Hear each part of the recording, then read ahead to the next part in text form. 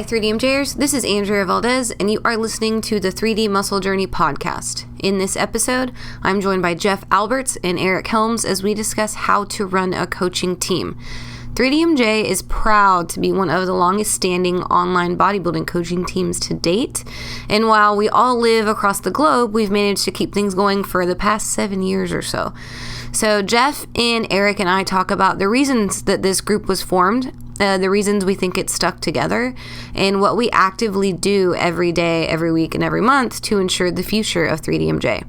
So although we focus on teams and partnerships mostly, this episode will also be useful for any individuals who are trying to make it as personal trainers and coaches as well, because we discuss a lot of the business methods that we use on a daily basis too.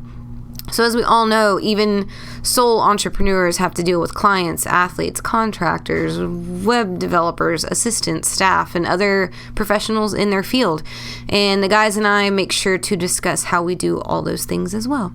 So here it is, guys. I hope you enjoy it. This is How to Run a Coaching Team with Jeff Alberts and Eric Helms.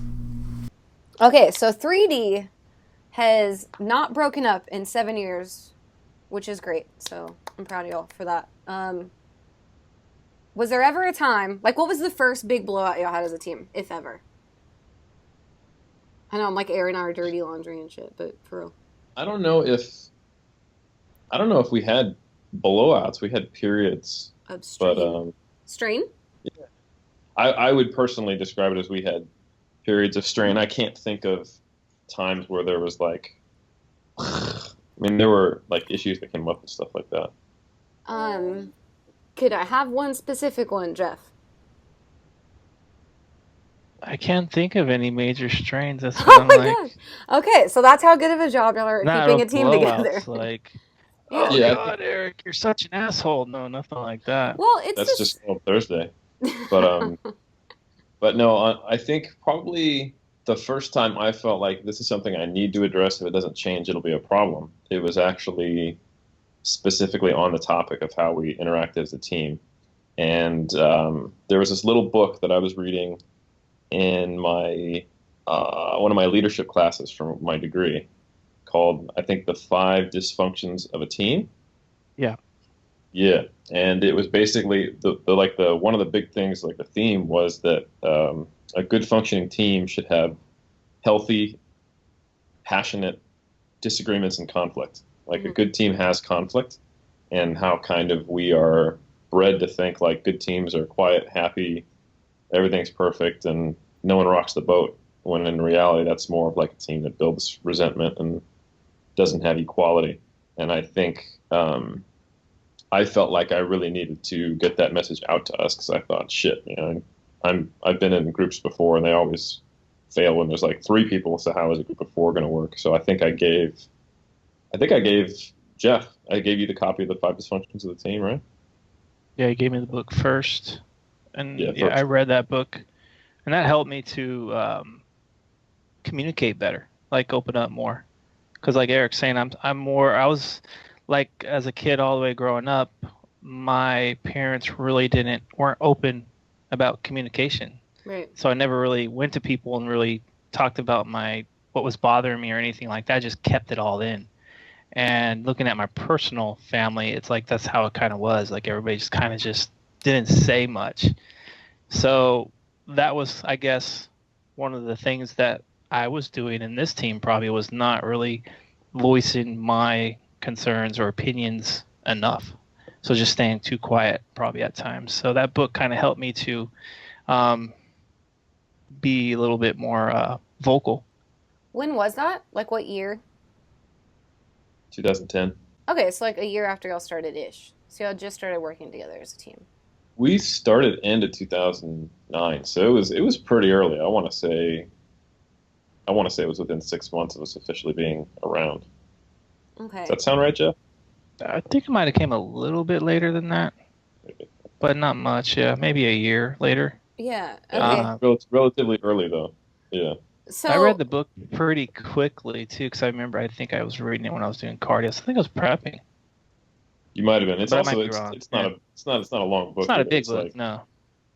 right, and we'll have It's good though. We'll have Steve link to that on Amazon or something. But to, I guess, to go from the beginning, right, and who we're talking to, I think the reason this topic came up for us was that, okay, so in the, I guess in the history of YouTube fitness, right, we're the OGs, right? 3D's been around for a long time. And even though, what is it, 7 years now, throughout that, I can think of the number of teams that have coaching teams that are mostly online that have formed and broken, or there was 3 guys and then one had to break away, or, whatever, partnerships that have broken all over the place. And I guess throughout this conversation, I want to talk about like how y'all formed, and then, continue on through the rocky times and the strategies that y'all have used. So if we can talk about how y'all started. I know, Jeff, in your Origins episode, you had mentioned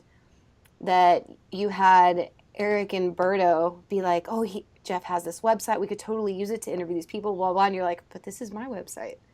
And there was that first, like, hey, this is mine. And now you have to go into, like, being this group. What were your fears and like, what stopped you from being like, oh, sure, these guys want to come in and take my shit. Feel free. Like, why were you not so sure that you wanted to make it a group thing? Just as like I put a lot of time and energy and effort into building that site and kind of just really trying to make something of it. And it's just, really didn't know these guys too well at the time. Just a few interactions. So again, it's just being very protective of that. And then just also the way I was brought up, I kept to myself. Like the whole time leading up to that, as far as the way I pursued bodybuilding, was it's just basically trial and error on my own. I didn't really seek help or open up to allow help. So just really just closed-minded. And it just getting to know them a little bit more, a little bit deeper conversations. I was like, these guys seem pretty genuine. And my ex-wife was like, oh, I don't know, you don't really know these guys. But I'm like, no, I mean, they really want to help people. They're on the same page as me, trying to better the sport. So I finally just decided, yeah, let's do it. Okay. So that's it. So it's just a lot of, just really not sure, being overly protective of kind of what I've already built. And Eric, why did you guys feel like you wanted to do this as a group? Like, why do you think that maybe you didn't just go coach on your own and Berto didn't just keep on his own and y'all meet Jeff and like, cool, we're going to do this too? But like, why with each other instead of separately? I don't know. I've always been a very cooperative person. I really enjoy working with others, especially if they have a similar mentality and especially like mission statement. And I think I've always felt like you can reach a broader number of people with a team and have a more impactful kind of effect. So, yeah, I also at the time, I mean, I was not really, I was probably the smallest name out of the group, because this was before social media. This was before I was known for doing what I do now. And, Jeff was a highly experienced competitor. Brad was an experienced competitor. They were both known in the circuit. Berto had by far the largest following out of, like, if you combine the other 3 of us together, we still didn't have as much as Berto. I had some on bodybuilding.com, but, he was highly regarded for his conditioning. So was Brad, and Jeff really brought it that year as well. And that was kind of, at the time, that is what sold. Like, striated glutes were still a novelty. And so, I mean, I kind of felt like, I've got a pretty good understanding of the science in a different, unique way, and applying it. The guys don't really. There was more of a disconnect between like bodybuilding and folks like Lyle McDonald, Alan Aragon back then, than there is now. And I think I was like trying to bring that, but I didn't have much of a platform. So I saw myself being able to work with them as a way to get my message out. And I think it's kind of cool that Jeff is the way he is, because like basically Berto and I aren't very good at foreplay. Like we were just like, hey, you like this, I like this. Let's go do it, And Yeah. and Jeff was like, I don't know who the hell you guys are, Berto and I have always been very kind of like visionary, look before you leap, and probably most of the time our visions are good and we are onto something, and it's been very successful. But at the same time, I think time and time again, Jeff's personality has been a benefit to us in that he will think something through in a lot of ways that I wouldn't even think to think through it, even though I've matured a lot. I think through things a lot more because of that influence, but he has a different way of thinking about things.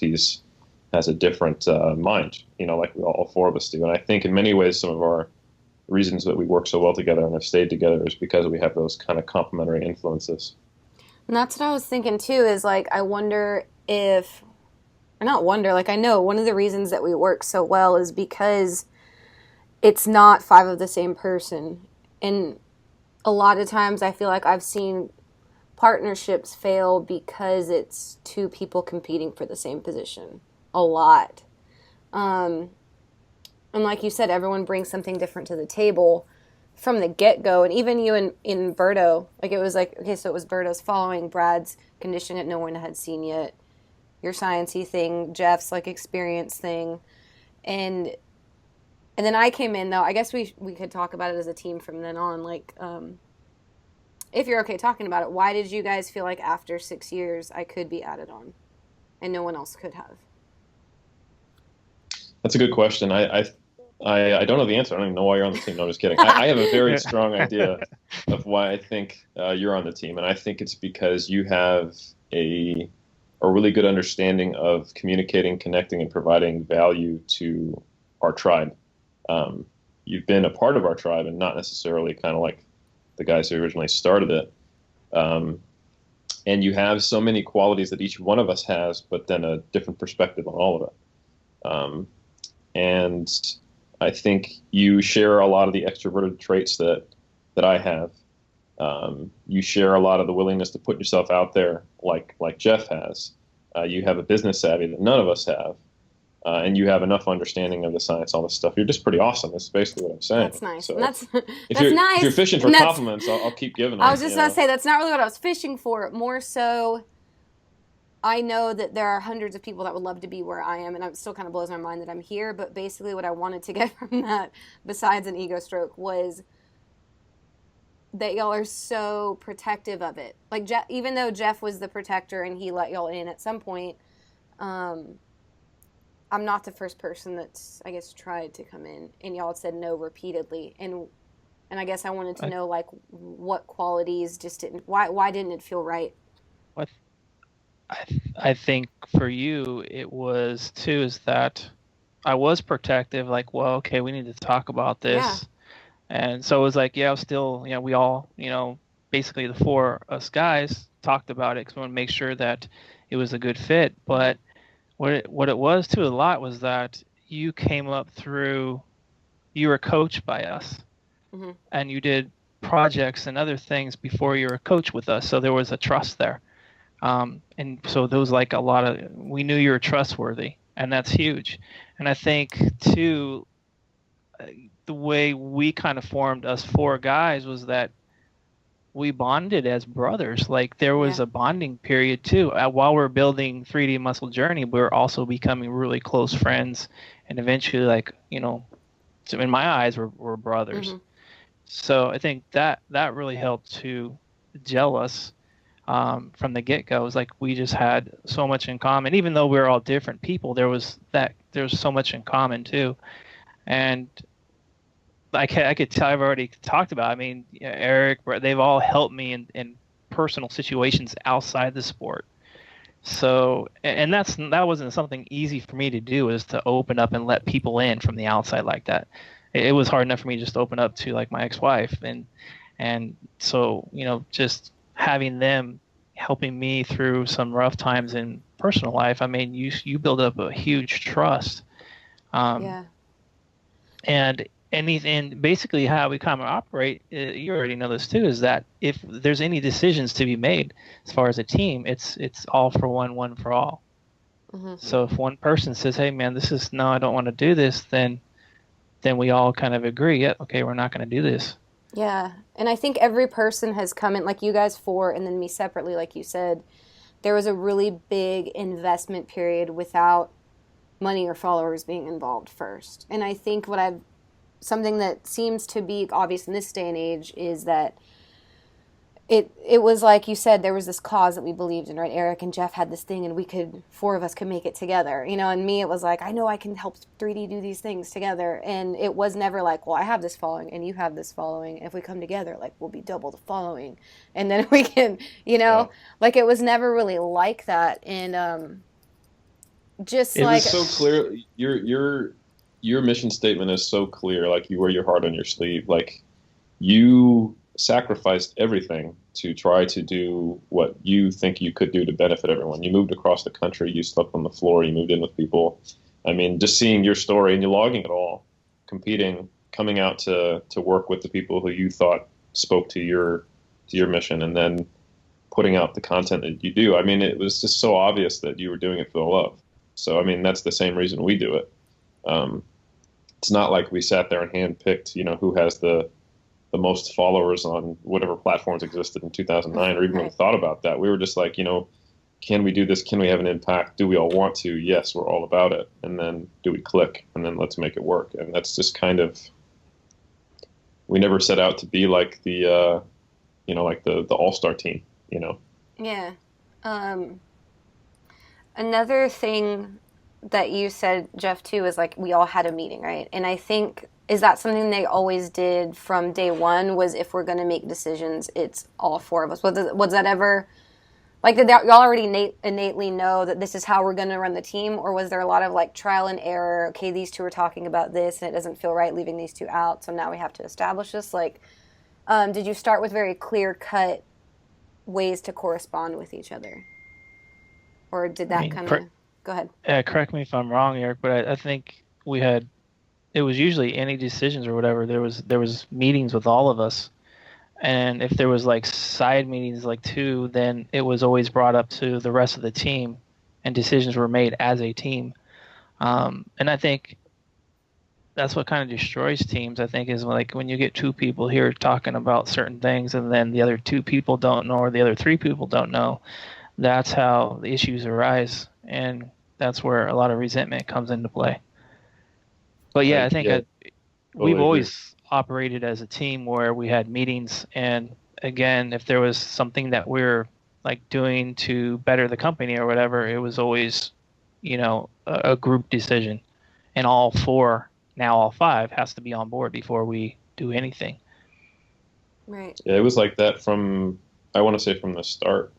I don't remember a time where we ever even discussed, well, what if we get a 3 out of 4 vote? Would a democratic way work? Like, we were very uncomfortable with that. We were like, no, it's got to be all four of us on the same page, or what's the point? And I would say even we had the all for one for all mentality so ingrained that it actually became problematic at a certain point, where certain ones of us wanted to coach less athletes or spend less time coaching versus others, and we were splitting our money 4 ways equally. And we looked up and we were like, actually, that's not fair. This coach is coaching twice as many athletes as him. He's got kids, he's got a second job. Maybe we need to do this proportionally. So that's a very obvious decision looking back on it. Like, why didn't we always pay proportionally? But that's just the mindset that we came from, to where from the get-go it was the Four Musketeers style. So yeah, that's a great scenario to bring up too. Go ahead, Jeff. That's probably one of the big turning points, I think, and like a major decision. I think a big turning point. I think that could, like, money ends up, when we first started this, let me go backtrack a little bit, because I remember having a conversation with my stepfather now. He passed away a few years ago, just for those who don't know, but he comes from, he owned his own businesses and things like that. So he's really business savvy and cutthroat. There was no like emotion or anything. It's like, hey, you don't have my money, that's it, man. He's going down your throat. So when I was forming this team with the rest of the guys, like, you need to make sure everything is writing, everybody sign, because money kills, relationships in business. Yeah. So yeah, I think, once, at that point in time, if I recall, like, Berto was he was like a workhorse. He was like a heavy workload. I was doing all the administrative work, plus coaching, and then, so the work distribution was probably not equal.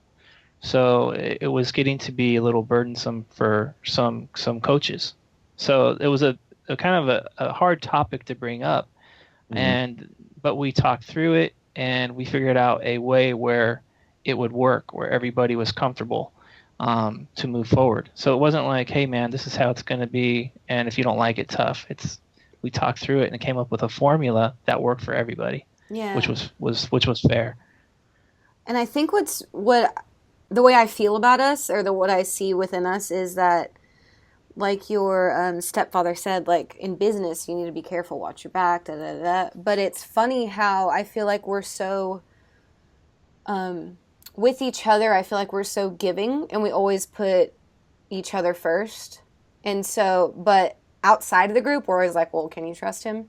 So it's like this increased crazy level of trust, and like, I got your back, don't worry, I trust you, blah, blah, blah. But when anything external comes in, we collectively are like, well, hold on. Like and I think that it's important to, I guess, recognize that it's not like we have this trait where we trust everybody and fuck it, everyone wants the best for us. Anyone outside of us, we're almost like the exact opposite. And all five, if one person's like, hey, so-and-so wants to come in and do this thing, we all have to I guess, convince the group that it's okay. Like, we're ultra protective of it. It's just like a family, right? I mean... And that's probably where, if I think of all the times where we have had the closest thing to a blow up or a conflict, like you brought up originally, it's all been around us not doing that, like not communicating effectively when someone else comes in, or we either bringing in someone or we make an assumption. One of us, typically me or Brad or Berto, and then we're trying to basically, say we're going to put that on a website, or we're going to coach this person, or we make a move that is, in our minds at the time, doesn't feel unilateral. We expect it to be cool, but we didn't do what we should have done of coming together as a team first and making a movement as a group. And I think that just makes me reinforce how much value there is in me being a part of the team rather than doing my own thing, because every time I post or act or put myself out there, I think, how is this going to reflect on my brothers? How is this going to reflect on Andrea? How is this going to reflect on 3D Muscle Journey? And even sometimes, how does this reflect on my sport? If we've fallen into the role of being, leaders or role models for some people, and that is something that I don't take lightly. And I think it would be easier to take it lightly and make more mistakes, because I'm not perfect, if I didn't have that kind of alarm bell that goes off before I do anything of, is this what 3D Muscle Journey stands for? Not just, is this what Eric is cool with right now when I'm mad on Facebook, kind of thing. Yeah. I feel the exact same way. Like, there's certain things too, like if someone, let's say, submits an article. We just had someone submit an article, and I forget what it was on now, but it was more sciencey stuff. And I'm like, I don't really have full knowledge of that article, where I know Eric he's like, he's all up on it. So I'm like, I just basically told Eric, hey man, I trust your judgment. Whatever you feel is right for the website, I'm totally fine with it, because I trust in your judgment. So that's something too. It's like, I think all four of us, we know each other's qualities and where we shine and our expertise, is that I can rely on that. I can say, okay, I don't need to have as much input here, because I have 4 other people on the team that know more than me right here. So I'm going to trust in their judgment. And I think each one of us has done that at times. But again, that boils down to having no ego and knowing what your strengths and weaknesses are, and just allowing someone else to pick up the slack when you need it. Yeah. I think in another example of that too, like the biggest time where I feel like I failed y'all was in recent was this podcast, right? That is a good example of me assuming everyone thinks the way I do, right? I wanted us, I came to the idea we should do this podcast. Everyone's like, great. And I'm over here like building this team and hiring these people, and you're all like, wait, you're spending your own money for that? We don't do that. We're a team. Like, we invest as a whole or we don't do it. And I was like crying and shit. But I'm over here thinking I'm doing the best for my team because I'm taking all the responsibility. I'm spending my money. I'm spending my time, blah, blah, blah. And just as a testament to how much y'all do love all of us, you guys were like, you can't be investing that much. We invest as a whole. And it made me feel bad. Like, and I didn't feel as weird. And that sounds backwards to people, right? That I'm like, I can do it all. And you guys were like, no, we do it together. And that's something that I always will forever like admire and love and appreciate about you guys is we don't even want each other to step out of bounds or take too much of a load because there's a point where we care, again, like family. So anyways, that was my, I guess, big wake-up call with like, yeah, I knew they mean it, but like they fucking mean it. Like, we don't make decisions, even if you do think that you're being like the gold star student. What's the thing I think as a team too? It's like anytime one of us is overloaded or whatever, then usually there's always someone who will say, "Hey, I can help you out here." Yeah. There's always someone. So, in the past, I wouldn't really say, "Hey, I'm overloaded." I just stay quiet, and that's just because I'm so used to doing things on my own that just having these guys, they've really helped me to open up, and ask for help. So I guess it was just ego driven before, like pride. Yeah. Oh, I don't need help. Yeah. So again, it goes back to that when we were building relationships and how they've taught me to open up, ask when I need something, offer when someone else needs something, those types of things. And I think a lot of, go ahead. I was just going to say, I think I'll just speak for myself. It's not always, for me, ego that prevents me from asking for help, but sometimes it is uncomfortably vulnerable to ask for help because you're saying like, hey, here's my weakness, here's where I'm cracking, here's where I'm afraid at the seams. Like, I need to A, acknowledge that, then show it to you, and then say, B, guess what? I can't even handle it on my own. Like that's a lot of exposure, so that takes trust. And that takes time of us, showing each other that we care and we'll do that in a good way and still respect one another and all that stuff. So I think, like everything, I'm always thinking of like, could this plant a seed of resentment? Like, could this moment become an issue? Like, I'm not going to let that happen because I see it as it's a potential beginning of the end. And like you were mentioning before, most teams of more than 3 people, you've got those 2 guys hang out and they talk and they're okay within the team. And then those 2 hang out, but they don't actually like Tom, but Tom and Susie don't like Jerry, and that's actually unfortunately the norm. Yeah. And typically those teams fail. The company might stay around because they're employees, but can you imagine if the company, we're not employees, we're the owners. Like if the company itself has those issues, the company goes away. So we're always been very careful. Like it's not to say that it's never happened, like where 2 of us are like, that thing that he did, I'm not very comfortable with it. But then I'm almost always immediately saying, I agree, but as soon as possible, I'm glad you're comfortable telling me about this. We can reflect to each other. We need to address that directly in the meeting or to them in person. And that's something we've always done. We don't let stuff hang in subgroups because that is the end of the big group. Yeah. Have you read The Power of Vulnerability by any chance, Helms? That's something Steve. I have not. Brene Brown. I haven't. Sounds good though. Brene. Oh, I've read The Gift of Imperfection. Okay, see, yeah, Brene Brown, Steve, are the guy who makes our awesome show notes. The Power of Vulnerability, and she has this awesome TED Talk that's got like a bajillion freaking views. If y'all want to Google that too. So, anyways, I've probably seen that. Yeah, she's stellar, but it's basically trying to get people over that early mistake that Jeff always made of being closed and being not letting himself be vulnerable, being like, I got it.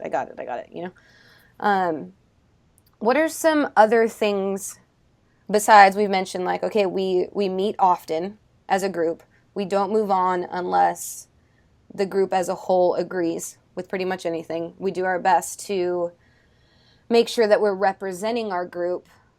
What are some other things that we do that you feel like have really helped us to stay intact? We we get on each other when we're not upholding the standard. Like Oh I could yeah, actually just recently. Helms gets on me about the research. We all get on each other though. I mean, just recently, I'm gonna call Berto out here. Like we have our weekly check-ins with each other, and it's us kind of making sure we all know what's going on in each other's personal lives. We And should talk about that. and Brad basically called out Berto, and he was like, "Hey, I haven't heard from you in a couple weeks. What's the deal?" And it wasn't in a negative way. It's because he cares about it. He wants to know what's going on. It's important for us all to stay in touch. And likewise, I was like, "Hey, everyone, how are we doing on the continuing education that I've generated for you guys?" And likewise, I mean, Jeff has very firmly been like, "What the hell are you guys doing? You just made a decision without consulting the whole team, or you're moving too quickly. You're not making sure we're all on the same page." So that's something we've all done with each other, I think that is critical. What's important is you said we call each other out, and when you say that, I know that some people immediately are like, "Oh shit, what do they do?" And it's literally, I know Eric wasn't exaggerating. It's literally like, "Hey guys, you check up on this," and we all innately know that he means, "Hey, assholes, if you haven't been reading like you're supposed to, get on it." But all he has to do is be like, "Hey, how y'all doing on that?" I'm like, "Shit, I haven't been reading that thing, or I didn't watch that video like I was asked." Well, since we did a podcast on coaching delivery, so yeah. Eric's delivery, this was like a few days, the last check-in. Yeah, he's telling us, get your shit together and get on the research videos, right? But he tiptoed around it in a way where it was like, okay, I don't want to sound harsh. So I basically just respond, hey man, just tell me straight up. Because I'm just someone just tell me straight up. Because it does irritate me a little bit when you tiptoe. Just tell me straight up, hey dude, you're fucking up. You need to get your shit together and get on it. So that's what I did. I mean, this whole week, everyday cardio, I'm on video. No, I'm going to module 3. So I've just finished module 2. So there you go. Rushing it. Zerdos, if you're listening, he's going to be listening to you now. So he's going to learn all about the powerliftings. Well, yeah, but I think too that we know that we're respected enough by each other that we don't have to, like when it is a small comment, we know that means something. That means something to us. Like I don't expect to drop a little comment like that and it gets ignored. I know that you guys care. And I think that's too, it's like when you're deciding on someone that you want to work with, how that's some shit that's just important. Like you gotta know that they want to work as a team too. I would totally agree. And when you don't have good communication or you don't have a trusting team, it's easy to pretend to not hear things, Yeah. Which is that kind of passive aggressive, not following through kind of thing. And that we don't really let that happen, which is good. I mean, right now, Jeff just called me out for not calling him out hard enough, in front of all our listeners. So that's come on, Helms. You need to be a little more stern with me. Come on. I'm going to be stern with you to be stern with me. You lack a stern motherfucker. But that really is the norm, and I think that's important. Yeah. And we also don't. I think another key thing, if I was thinking about what else do we do, is we don't hold each other back. Like Jeff was saying, it would be easy for us to be overprotective and be like, no. Everyone needs to read this science-based article and be okay with it. But he was like, no, Eric, this is your thing. You do that. Likewise, I didn't go, Jeff, I'm going to need to see that posing guide before you release it. No, I mean, we all have things that we are uniquely good at, and we let each other fly in that way because it makes the whole group better. Yeah. Also, you touched on it, but I don't think we've talked about it here. Was that we, on top of our weekly meetings where the 5 of us have a Skype 1 hour every week. Sometimes we're crushing it to try to get everything done within the hour, and sometimes 20 minutes in we're just dicking around for the next 40. But it's important that we see each other's faces, right? But on top of that, we have a place where we put personal check-ins every week. And I think, too, that that's a way that we stay on top of each other or keep getting to know each other, is that business is business, but because we're family, I make videos we all talk about training, we all talk about our significant others, and then it's whatever the fuck else. And those are usually somewhere between 2 and, like, in my case, sometimes 20 minutes, but our own little Yeah, I vlogs to mean, each other. yeah, we've got a lot of things in place, a lot of structure to ensure contact. Like we've been doing weekly updates. Man, Jeff, when did we first start doing weekly updates? We did that when you went to New Zealand. That's right. That So was it's it? been, So that was a big transition period Huh. too for us, I yeah, believe. When that's he went true. to New Zealand, because up until before he left, like Eric's house was like home base. It was like Yeah. we congregated there often, and we were bonding a lot. And then so when he left, it's like, okay, now we're not gonna be seeing each other as much. So how do we stay connected? So it's like, okay, let's have a weekly YouTube video update, so where we could actually talk to each other through YouTube and hear how each other's doing, personal lives and that type of thing. Yeah, that was a Because, big change. We went from all being within, if you An 2 hours of each other at Yeah. most. It's like if Yeah. you take the furthest person from the furthest. And literally, I mean, there was one season I remember where Jeff and I looked up and we had gone to an INBA show in October, and we were like, "Dude, this is the 11th show we've gone together Oh, this shit. year." We were sitting there like, "I'm actually tired of bodybuilding. I'm bodybuilding Yeah. out. Like that doesn't happen." And that was the norm.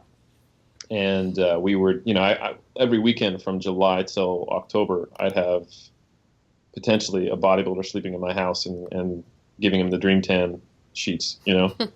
Um, so that was very much the 3D muscle journey. Socks. Yeah, exactly. Oh yeah. So we got to tell this story. So male bodybuilder at my house, anytime they got to put their color on, they just get a sock, cover their junk, and they're naked besides that, and they're getting slapped by us with their hands covered in Dream Tan. It's probably not legal. But anyway, that was the norms, and that from like 2009 till halfway through 2012. So when I left, things changed a lot. And then when Berto moved to Colorado, things changed further. And I think it's really good that we have proportionally increased the amount of contact we have virtually as we've been physically separated. Yeah, because I think anytime any one of us has a life change, that I've noticed is that we need to make sure that everybody, I mean, not totally up in each other's business, but knows what's going on and what that person's going through, so we can continue giving each other support and continue team building, because a lot of dynamics change. Obviously when I got remarried and have a kid and a family, that totally changed the way I've had to do things on a personal level, which affects, kind of my work schedule and things like that. So, if you imagine that if they didn't know how things are going with me personally, I mean, that could cause a lot of issues. Yeah. So it's like when Berto moved, when Eric moved, me with new family and all that. Yeah, it's like, I think it's a good thing that we were definitely making sure we're in the loop with each other. Yeah. And it's hard too. Like, give you the perspective of someone who's the farthest from the team. Like I remember, like there's been phases of Jeff's life, and before I've been there all along. Like I mean, we used to have karaoke parties at Jeff and Shauna's house in Salida, and then after he got divorced, and that was a big transition. Then it was I'm hanging out with Jeff as my single guy buddy, and dealing with this. And then I move, and that's when shortly after that he gets this whole new life going. And I think the first time I met Ethan, I wasn't as like connected as I would have liked to have been. Like I wasn't just all about it, because it was a big change for me. I hadn't been there for that transition like I was previously, and I think it was really important that I came out, and it was important that Jeff was honest with me. He was like, "Hey man, you weren't really interacting with my family as much as I hoped you were." And I basically was like, "Yeah man, it's a lot of change, so yeah, it just makes me realize how important that is. They see he's one of the people who's taught me to open up. In the past, I would just like not said anything. I would just been like, well, fuck, why isn't he socializing with my new kid? What's going on? What's wrong with him? He doesn't like him or what? I would have just stayed to myself, and that would have caused resentment. Yeah. So I was like, right away, I'm like, hey, dude, what's going on? He's like, and to him, it was a shock. Like you say, shock. He was like, whoa, this is all new. It's probably a little awkward at first. So, but once he told me, I understood. And then the next few times I've seen him, I mean, him and Ethan would be dancing and shit in my living room. So yeah. Getting him in trouble with water guns and shit. Was that you guys? That was me. Okay, so I think too, like you said, the further that we physically get apart, the more organized we had to get through the interwebs, right? This doesn't make sense to people listening. Oh, it's so funny though. All right, Ethan, my son, basically, he was trying to fill the water gun up, his little water gun, and it was like in the morning we needed to get out of the house and stuff. Like, no, don't be squirting water in the house. We got to go. No water. And he's like, water. He started crying. Eric started making fun of him and shit. The best part was when he told Ethan he had to go in the corner. So he's like, you can have your water gun, but you can't have water. And he hold the water gun and go, water. Like, all right, go in the corner. So then Ethan goes in the corner, and he's sitting there staring in the corner. That's his punishment. And then every like 10 seconds, he'd be like facing this one. Water. From being in the corner. And Helms is just making fun of him right in front of him the whole next 3 days. Just teasing this poor child for water. And of course, I tell Susanna, my wife, later on when she gets home from work, and don't make fun of my boy. So. Yeah, I'm the terrible uncle, basically. Yeah, that's right. We're all uncles, and I'm the Tia. I'm the Mexican one. They couldn't be Tios. I'm just Tia. You're Tia. You're just Tia. It's because I'm brown. I'm offended. That's why. See, Bert should be Tia too. Tio. No, he has the hair. It's longer than mine now. It's true, and you're both Consuela. So. Yeah. Anyways, so on the team things. To get back on a serious note, that if I didn't trust my teammates, brother, then I wouldn't have Berto as Ethan's godfather. Oh yeah, that's right. So to me, it's like, even let's say 3DMJ abolishes, I know that my relationship with these guys won't. Yeah. And I wonder too, like I wonder, I couldn't even imagine what it would be like starting a team, or like I know this and I know by myself, but I couldn't imagine being a part of a team that wasn't like full of my best friends or my family. Like you know what I mean? Like, I wonder if a reason that a lot of them fail is because it's a business decision as opposed to a life decision. I don't know. But at the same time, so many corporations are just business. I don't know. Yeah. Well, to parallel it, like you, myself, and Andy, we like each other. We're all friends and all that stuff, and you and I are close to 3DMJ, but it's a different relationship. Obviously, there's not as much ongoing business with the book. And I'm a part of some other things where it's like we get together, it's business, and we have a very healthy professional relationship. Yeah. And I think that's totally fine. It's totally doable. I think the reason most businesses fail is they don't have a healthy professional relationship. Okay. And they don't know how to mix having a personal relationship and a professional relationship. They don't know how to have the communication skills and take one hat off and put it on. And I almost hesitate to recommend, hey, do it like 3DMJ, because I think we had a very unique start. And because we didn't really enter it with the goal of becoming a coaching business. We entered it with we wanted to be like the online bodybuilding magazine for natural bodybuilding, while bringing an evidence-based approach while doing some coaching. When we started, to give a little more background, Jeff wasn't doing any coaching. He was running the website, reporting on shows, interviewing people, and he was doing coaching. He was doing our posing coaching. Mm-hmm. And then Brad was doing a little bit, but it was mostly online work. I was doing a little bit, but it was mostly science-based articles. And Berto was like the primary coach, Mm-hmm. So it was very different when it started.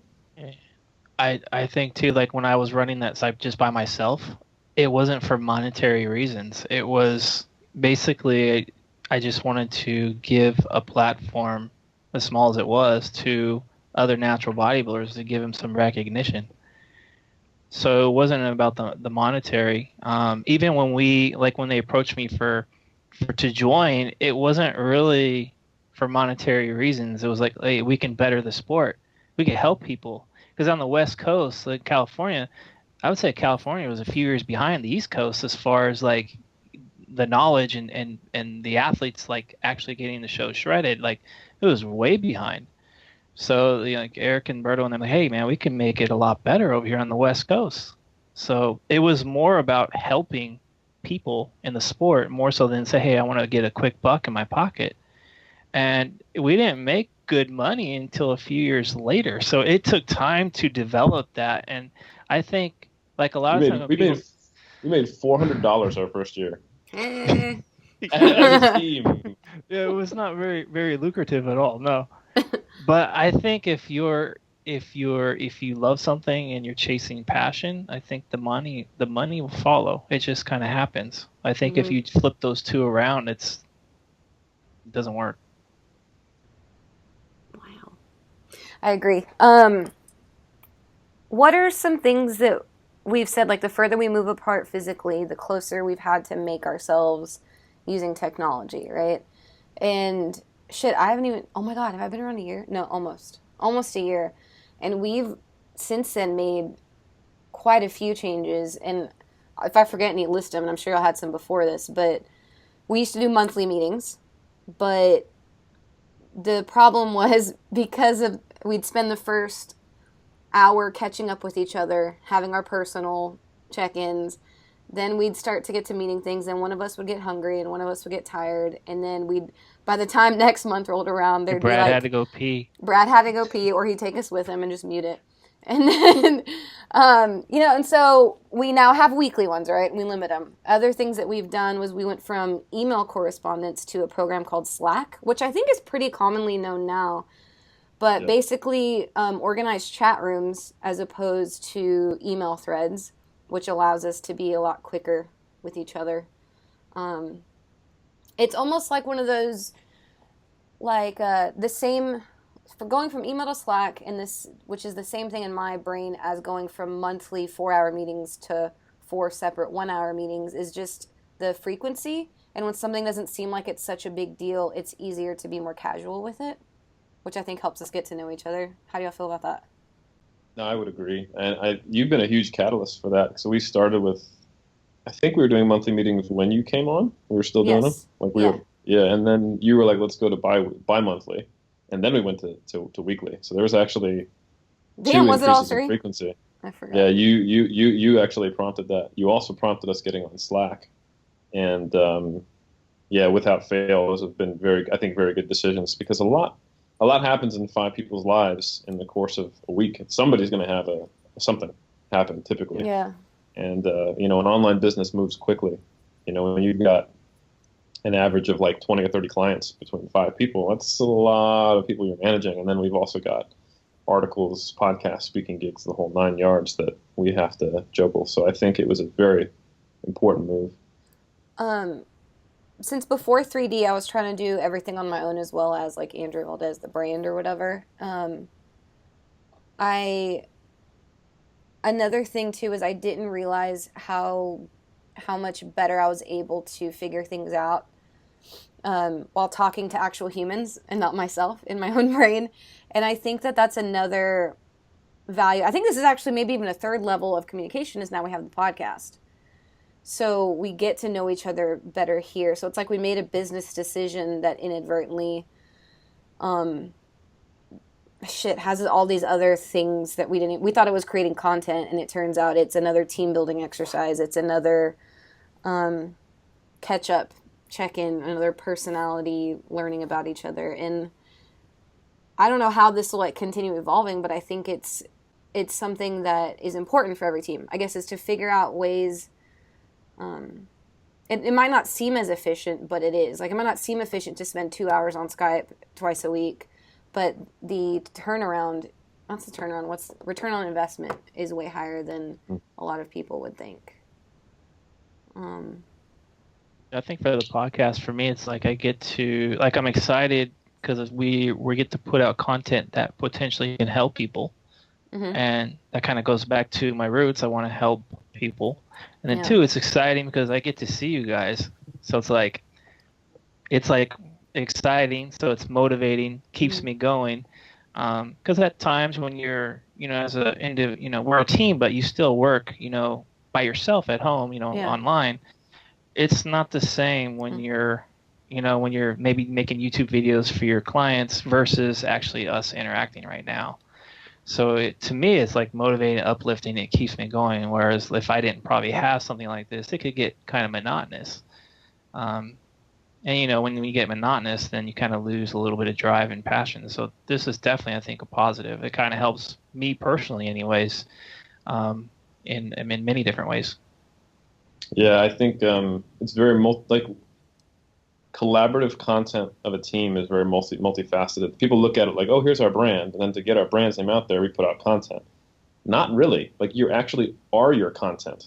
Like, if you think about it, if the primary purpose of a group like 3D Muscle Journey is to get good information out to people, the way we present information, what information we present, and the context we put it in, that becomes the vision of what 3D Muscle Journey is to people. That is the avatar. Like, we have a certain flavor to our content. There's messages that we try to get across. There's a philosophy behind what we do, and that is who we are. And at the same time, it solidifies who we are because it's not just one person putting it out. It's like right now the three of us are talking about something, so that is forming this kind of not abstract, but the idea of what is 3D Muscle Journey. And so we have these rolling podcasts where 3 of the 5 coaches keep coming together. Yeah. And that strengthens our bonds. It puts out content, but it also becomes what 3D Muscle Journey is. And that collaborative effort makes us all more solid in what the mission statement is and how it kind of evolves over time. Yeah, and that's not us saying like every coaching team needs to start a podcast. That wasn't it at all. I think it's just that we found a way to get our big pieces of content to align with us and be most beneficial with us in the way that I think all 5 of us do. We're all good communicators. I think we should be by now since we've been coaching forever. But like Lyle McDonald couldn't thrive in this environment. He's incredible at sitting and analyzing and writing. Like, he's the keyboard warrior. That's what he does, he's not going to try to make all these videos that we make. He's not going to try to make this podcast that we make. Like, that's how he operates, right? And I think what I just try to stress is that, like, nowadays, to have a company that people know enough about to actually hire you, you have to create some type of social proof that you know what you're doing, which is content, right? And I think too many people be like, oh, YouTube's blown up, we should start making videos, but maybe that's not the best for your personality. Or podcasting's a thing now, I'm going to talk about something for 30 minutes, but like you can tell it's uncomfortable for you. And I think that this is just such a good fit for us, that it's worked out. And there's, again, plenty of coaching teams that we've seen blow up on YouTube or blow up just with Instagram or blow up with whatever. But I think I can even think of like 5 conversations I've had this month where someone's like, I think I know enough to start coaching. I'm like, cool, but who's going to hire you? And that's something that I think teams, not just teams, but individual coaches too, need to understand, is that you have to, like you said, we establish our brand through YouTube and the podcast and all that stuff. I think people need to find that fit for them and find other people that can thrive in a similar way, like Luke and Lawrence or whatever. Yeah, that's another great example. I think Shredded by Science has a really cohesive message. You get a feel for them, And I think that's really what all it is like if you've got something and you want to put it out there and help people. Hopefully that's where it starts. It's just like, I think this would be a good way to make money than go sell shoes or something, right? But so if you have a mission statement, and then you find the most comfortable way for you to be you in that mission statement.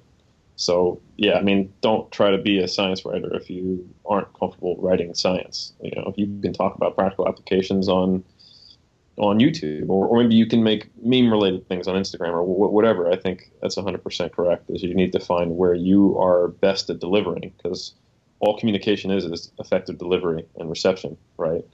So you find the best mode of communication that exists, and then that you can funnel or channel your mission statement through, and that's pretty much it. And just hammer away. And I think too, a good thing is, this is new, right? And it just started, but 2011-ish, y'all hopped on YouTube, and that shit rode out. I mean, it still rides out. Like, that was a big game changer for you guys, right? And then Before that, it was writing articles on the blog. And I think that might be something we'd bring up as a way for a team to withstand the test of time is, are you checking yourself often enough? Are you making the pivots that need to be made to be relevant? Are you making content that's, one, comfortable, but two, suited, like you said, for your delivery? And I want to say, too, that we change things. I think that's the thing, is we change all the time, right? And when people get overly stuck in their ways, or one team member's ready to move and the other one's not, is when conflict can happen too, right? Yeah. It's just a thought. But no, it's interesting. Like, we've changed with the times, but we're still 3D Muscle Journey. You know what I'm saying? Yeah.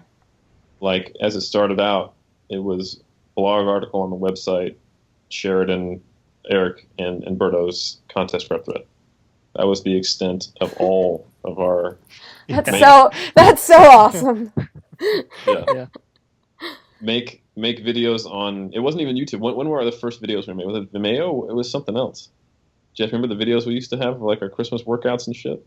I don't even remember it wasn't YouTube. It was the other one. It was a different platform. There was another one. MetaCafe. Man, y'all are old. So make videos on MetaCafe. I don't even know what share that is. Share it on Eric and Berto's contest prep forum thing. Yeah. You know. Hold on. Did y'all have a MySpace? No, we were fortunately right after that. You know. Okay. And to be honest, I think because MySpace flopped so bad, we were kind of late adopters with Facebook even. I think Facebook, it was like the next platform, the bigger platform we started with. Yeah, we were all Facebook and YouTube from basically 2011 to 2000. I don't know. Yeah. When did you guys get on Instagram? 14? Yeah, somewhere in there. 13. Yeah. My whole prep 2014's on Instagram. Yeah. Well, shit, I didn't get on Instagram until last week, earlier this year. So, so yeah. I mean, we might not be adopting at the rate that like Gary Vee says we should, but the point is that we're aware that we need to keep relevant with the platforms that make the most sense and still keep the same mission statement, but find a way to channel it through the new options that are trendy. That was part of the reason why Andrea made sense. Yep. Because our old business model was just it. It was just we were doing the same thing over and over, and none of us had time to do anything else to move us and keep going further. It was just like, we're stuck here.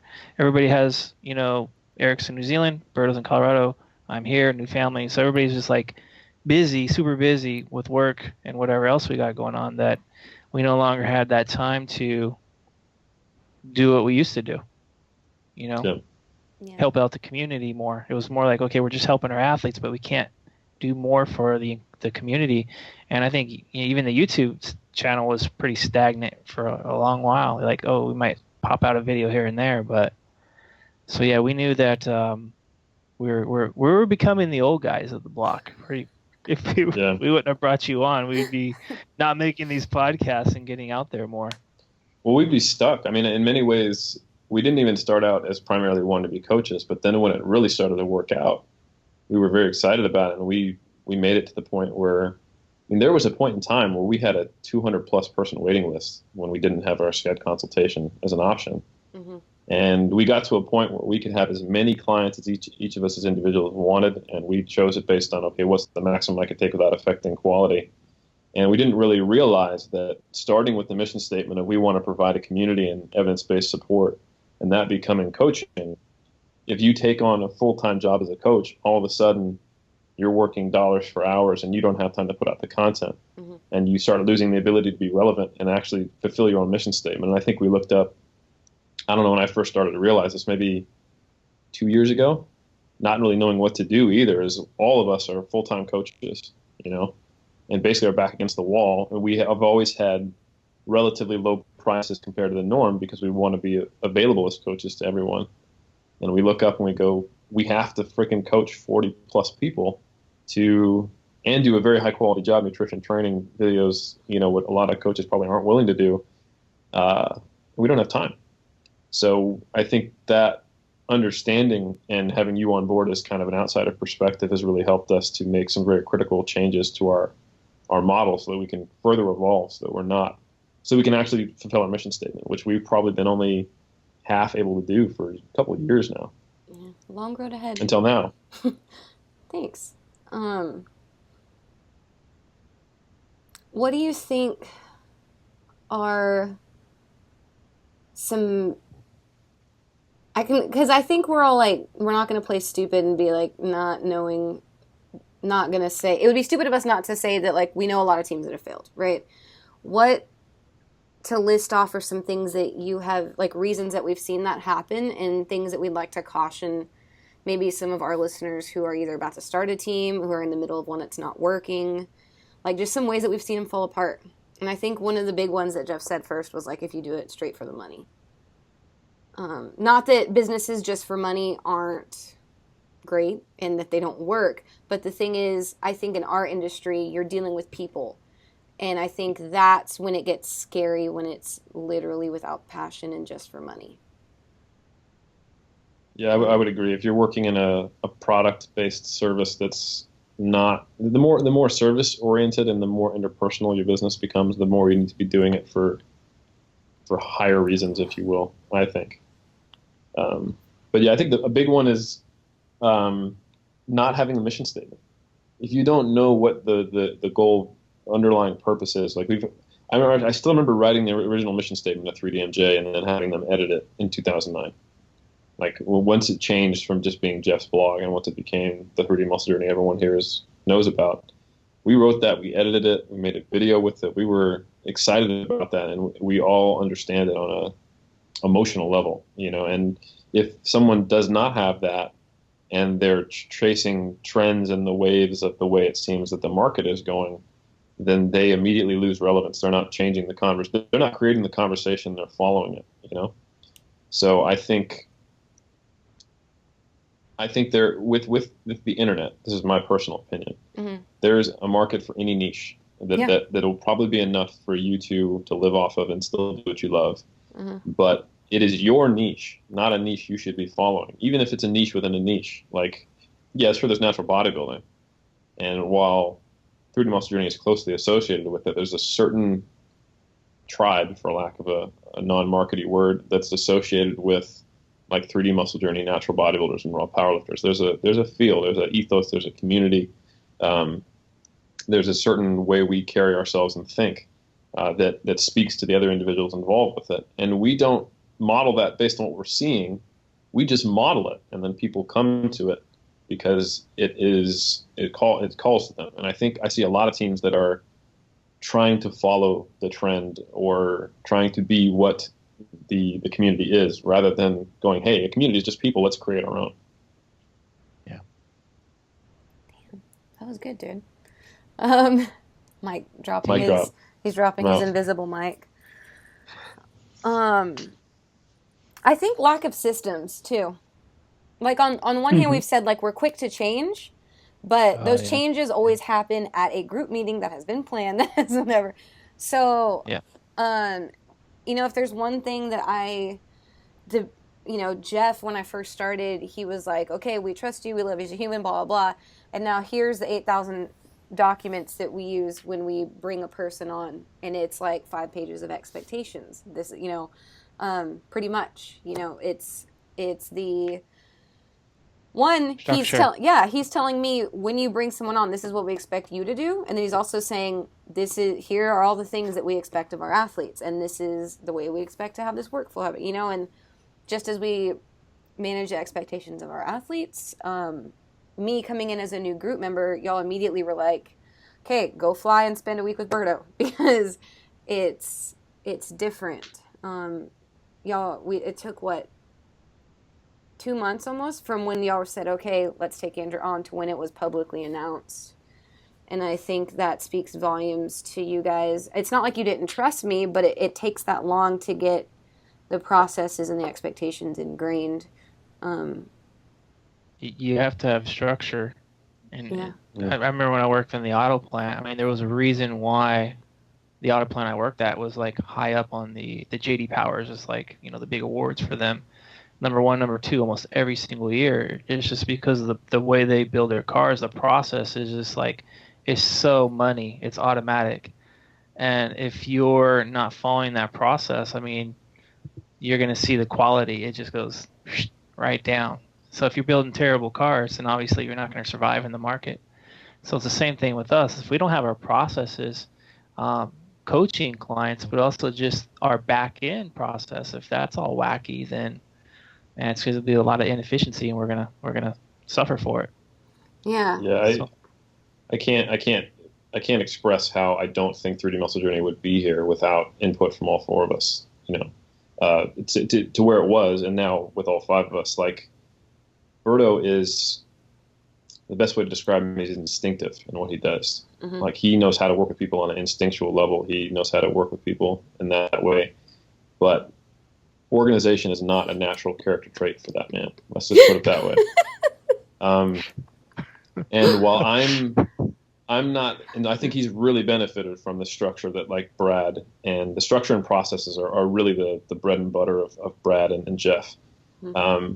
Obviously, I'm pretty analytical. I do science. I understand structure, but I'm similar to Berto, not in that I'm instinctive and not organizational, but I'm just such a big picture thinker that I just don't. I hate the details. They're annoying. They slow me down. They get in the way of me, fixing the world or whatever in my brain that I'm doing. So I will put a ton of time and energy into big systems. Mm-hmm. That's what that's basically, the pyramids are a great example of a big system that is a game changer, but it was more tedious for me to sit there and figure out the details of each level. And just like Berto, but for different reasons, the input of Jeff and Brad in making the systems has been critical. And I'm so slow to change. Like, I'll make a good system, but then I hate dealing with it. I hate creating it, that I won't touch it again. I remember looking up sometime in 2013, and Jeff was like, "You're the only one who still works on the weekends and complains about his personal time. And you just won't, just stop, just change it. Just shift your reporting schedules, create some structure, send an email, they're going to be fine with it." And I was just so unwilling to do it because it was just the time and effort to do it is annoying to me, So I've always been very much a late adopter, and every time I do it, I'm like, fuck, why didn't I do this before? So it's, and then at the same time, on the flip side of it, I think you need some of that vision and some of that instinct to actually move the company forward and have the vision to, here's where I want to take it. So I think we've been very complimentary for each other. Yeah. Jeff, if you don't mind, because I think until I was actually put through my 3D boot camp, I don't think I realized what all went into it. Jeff, can you say, like, when someone wants to be a 3D athlete, the process, like in summary, from when they do that to when they actually are their first week of coaching? Feel free to take like 5 minutes. When they apply? Mm-hmm. Like, because I think people, the back end process. Yeah, I think people underestimate when we say, like, we have an organized system. So yeah, basically, if an application comes in, then we have our admin who basically she'll field. She'll fielding. They got to inquire first. They inquire with our admin, who basically is well versed in the sport, and she does a great job of being able to basically filter out, certain specific person types, and once that person gets through that, then they apply. And then once they apply, then, the applicant gets assigned a coach, and then the coach is going to, contact directly to go over the application, figure out timelines, expectations. So basically, this athlete the expectations needs to be on the same page as us. If we get an athlete who's like trying to do a show in 8 weeks and they really need to lose 20 pounds, I mean, that ain't going to happen. Our admin won't even let them. Yeah, that's what's so exactly. great. So if they happen to slip through and there's a short timeline or whatever, then I'm going to basically say, okay, here's my expectations. If I'm going to coach you, you need to give me X amount of time. And then I basically ask, what's your expectations, and because I basically want to align expectations where they're realistic, and have buy-in. Otherwise, if there's no buy-in, that's not a good fit. So there's some hoops to jump through and to actually get rolling. And then obviously, if it's a good fit, then the paperwork goes out, the contract, the invoice, and all the yada, yada, yada. once that stuff's all taken care of, they have a scheduled start date. Usually I collect a little bit of data, up until that start date, macros, training, whatever. And then once I get all that data, then we get the final protocol set up and sent off with a long, detailed email that goes over how you're going to report in. Like Eric was saying, like for me, it's like, I want you to report in on this day by this time. That way, reports in my inbox. So the next day, when I get up to start work, your report's in my inbox, and I can give you the service that you deserve. If you report on your late, if you report and it's late, then it's really going to disrupt not only your service, but it's going to affect other athletes as well, and even myself too, because then my efficiency goes down. The ability for me to do my job goes down. So it's important that things are like this. That way, I'm like this. So yeah, that's kind of in a nutshell. Yeah, it's like an 8 email thing before you can start week 1. It's basically that hoop jumping is very intentional too, because we used to have an easier process, and we got a lot of people who were like, this person isn't ready, and I don't want to work with this person. Like, they have unrealistic expectations. They don't know the work ethic that goes involved. Maybe they're just attracted to the romance of what they've seen on a YouTube or something like that. But I mean, like, as an example, if I get because I used to do the inquiries long before we got for years before we got our inquiry person. Like, if I get an inquiry that says prices, that's the email. Nope. Delete. Like if you can't even be bothered to write a complete sentence, how are you going to possibly weigh your food out when I ask you to? You know what I'm saying? Like, I just know you're not a good fit, right? So our admin is fantastic at knowing who would be appropriate, and then that's just to get the link to the application, and then they have to be willing to fill out a long ass application that includes like dietary stuff for our RD to go over, and then they've got to do health forms and a contract and a ethics agreement, a code of conduct before they could even start. And then we're normally asking them, hey, I want you to track your macros, your weight, and your training that you're doing before I change it for a couple weeks, because I want to make sure what I put you on is customized to you. So a lot of people also get fired during that. We don't take people on during that interim. Like, if you come back to me after 2 weeks and you haven't given me macros and weigh-ins, this ain't gonna work. Like, if you come to me and you're like, hey, I'm really struggling to count macros, that's one thing. But if it just comes up, I'm like, yeah, I got 3 days. I'm like, fantastic, here's a refund. Because I think people just don't always have a true understanding of what it takes to compete in such a demanding sport, and that's something we need them to buy into, and it's something that we need everything to have a reasonable amount of structure so that we can give them our best, because we don't. The worst feeling for a coach is to let somebody down, and most of the time when we let somebody down, it's because we didn't put them in a position to work with us well, and that's something that we've changed drastically from the start. I remember way early on, I had my systems, and this one client came to me and he said, hey, I've got this cloud drive. Can you just click on it and just check it on a week-to-week basis? And because I was being nice, I said yes. And what ended up happening is he wasn't in my systems. I didn't get my regular reminders. I didn't click on the cloud drive.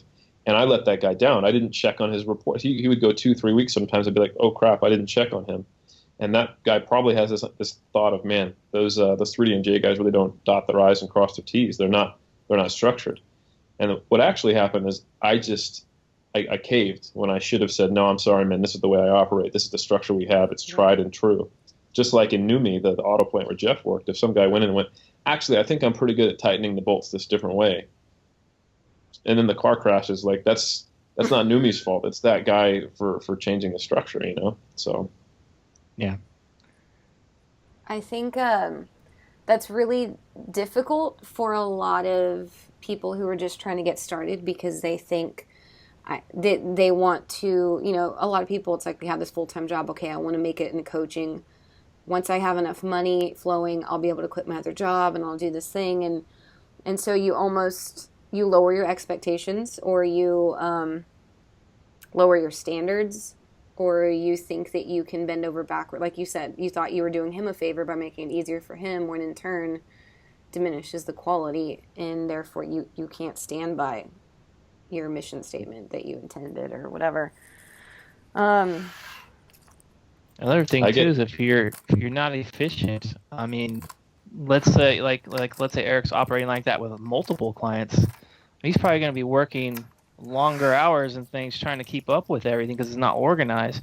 Eventually, he's going to burn out. And when you burn out, guess what happens? Quality goes down. When quality goes down, it's the end of the business. So on the back end, it's like you have to be structured and organized for that efficiency. And I know personally, I don't want to work 7 days a week, 10, 12 hours a day. To me, it's like, yeah, maybe in the early stages when you're trying to get the ball rolling, but eventually you want to get to a point where you're really efficient that you have time to go take your wife out for dinner. You have time to go do these things so you stay happy. Because if you're not happy, then how are you going to be happy for someone else, for your clients? Yeah, I think that's a good point too with staying happy is earlier, Eric, you'd mentioned that we all want each other to grow, but I think the reason our team works is we're not all like, it's not like, okay, I started this team and I think everyone should operate the way I do. You guys from day one have been like, okay, do you find out your schedule, do your thing, and then the clients come on at a certain rate and they check in at a certain time based on what you want. And I think, like for example, Jeff and Brad and Berto's client load is much higher than mine and Eric's right now because Eric's getting his PhD and that is what is a main driver in his life right now. I, for whatever reason, feel like I have to fucking train for 20 hours a week, whatever. And if I don't have that, I'm not happy. Jeff has his family and Brad has his family. And, Bert has his dogs and his hikes. But we all have things that make us happy individually. You know what I mean? Whether they make sense to each other or not. And I've never felt questioned on that. If anything, Jeff's like, can you go out on a date with Brandon? And like, but I was like, when you came to my house, like, okay, make sure you're going to spend some time with us as a family. Yeah. Not go train for 10 hours a day. Because but yeah, we're open like that where we can do that. But I'm not like offended that you're training 20 hours a week. Yeah, but I've worked in jobs where I think we all have where whatever manager is like more hours, this person must be better. And you guys have always been like, just take what you can, even a little less, because if you get burnt out or you can't do the things that make you happy, the quality is going to go down and we can't stand for that. And y'all know I can't stand for that either, And I think that that's important too, is especially with an online business, it has its challenges, but we have to make them work. Like, shit, when we do this, it's okay. It's 8:30 for me. For Jeff, it's 6:30. And for Eric, it's the next day. What time? Can't see the clock right now. It's like it's 1:30. Yeah, it's 1:30. But that's another challenge too, and I think that we all are willing to, one, respect what makes everybody happy, and not be like, well, y'all have never once been like, well, you don't have a family, you should be working more. Y'all have never done that, And whereas a lot of, that's common, I think. It's also common in business structures that only do one thing. Like we throw a bunch of money at you to do stuff that's not coaching, now. It's a more recent thing. And because you have, like, it's great that the athletes you're working with, and I know they get a great coaching service from you, but you're doing a lot more important things for us than working with athletes one-on-one. And I could say that's probably true for all of us, although some of them are very vital, for where we're at, like I think with what you're doing. But yeah, we have company policy, and we have certain things that we all adhere to. Like we respond to our athletes within 24 hours and X, Y, Z, and we have certain things and we all stay up to date on, best practice. But we also each understand that we're different people and we're going to be happy for different reasons and be at our optimal coaching peak for different reasons. But you're right, on the original point you brought up, it's difficult to think of all those things when you're starting a coaching business, Yeah. People who are initially starting out, it's like, well, I don't need to worry about organization and structure and planning out my days. I'm only going to have 2 clients, and I can't be picky about who my clients are. I only have like 2 people even know that I exist. Yeah. And probably because one thing that we will sometimes do is when we'll Skype with people who are not athletes but coaches, and they want to know how to do something similar to what we do or with their business. And I always emphasize the fact that if you build structure to grow into rather than structure that's only relevant to the current level of business you have, that'll be a much more comfortable process. And I know that through trial and error. Yeah. I mean, we used to do, for every single inquiry we had, we used to do a phone call with them and talk to them about what they wanted. And in many ways, it was almost like a sales call, but none of us could really do that. And we had to stop doing that, and eventually we were like, okay, we're known now. We don't need to each person to, go to our YouTube channel and check us out if you're interested. And then we had to set up all these systems that we've talked about. But yeah, so when I talk to people the first time I meet them, I generate some systems that will allow some growth. You'll have to reevaluate them, but don't just go into it flying by the seat of your pants, or you'll end up in a bad situation. Another thing, though, too, like you just said, y'all used to do calls before. Like, I still won't take someone without a Skype first, but that's my preference. It's just like macros and shit. You're like, hit these numbers, don't hit them. And like, we have our respond in 24 hours, do this paperwork. We have our things that have to be done. But beyond that, we don't constrict each other or have weird expectations. Like, we have the freedom to make it work for us. And like, I don't know how I forgot this, but yes, other than the coaching that we have less athletes, you're getting your PhD, I forget that I make this podcast and I run the two people that are on the staff that help make all this shit possible. I don't know how I forgot that, because it doesn't feel like work, because I love y'all so much. Maybe that's the way it should be. You're the 3DMJ project manager. It's not like you just do CrossFit and then coach 3 people, Right. Kipping pull-ups and emails. That's all it is for you. Yeah, that's all I do, guys. What's funny is I know Steve's going to pull that quote out. The kipping pull-ups and emails? I just do kipping pull-ups and emails. That's all I do. Steve, if you're listening, I want a square of me saying that all Andrea does is kipping pull-ups and emails, and then we're going to put that every 2 days out on our feed. Perfect. Okay. Well, shit, I had a point before you made fun of my pull-ups. They're good kipping pull-ups. Oh, thanks. They're called butterfly pull-ups now because they're connected like that. Oh. Fun fact. Yeah. Sounds like just trying to get away from bad stigma to me. That too. I didn't make it up, dude. I didn't make it up. Whatever. I know. Get your boobs out of the shut. If you're watching this, Helms is giving us chest bumps. It's just because I'm jealous. Definitely wearing a shirt. Yeah. Okay. Teams. Is there anything that you feel like how to run a coaching team was the title of this podcast? Will be the title of this podcast. How to run it. Jeff? Talked a lot about it. I don't know. Jeff, anything that you can think of? You're the godfather. How do you run a mafia? With an iron fist. That's right. Do as I say, she get a hit. All right, we're ending it there. Talk to y'all next week. See ya.